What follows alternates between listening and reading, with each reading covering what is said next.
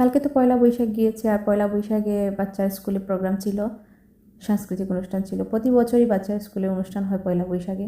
তো বাচ্চাকে নিয়ে স্কুলে চলে গেলাম। তো এখানে অনেকগুলো স্টল বসেছে। স্টলের মধ্যে স্পেশালি পান্তা ইলিশ ছিল, আরও অনেক ধরনের খাবার ছিল। তো ঘুরে ঘুরে দেখতেছিলাম, আর যেগুলা ভালো লাগতেছিল নিচ্ছিলাম, নিয়ে খেলাম আমি আর আমার ছেলে।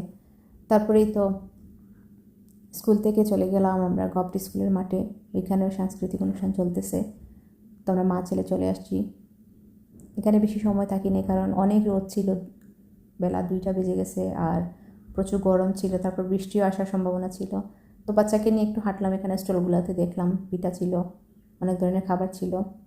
তো দেখলাম, দেখে তারপর আস্তে আস্তে আমরা বাসার দিকে চলে আসলাম, কারণ অনেক সকাল উঠেছিলাম, স্কুলে যাওয়ার জন্য বের হয়েছিলাম। তো 4টা বেজে গেছে যখন বাসায় আসলাম, সে আমরা রেস্ট নিলাম।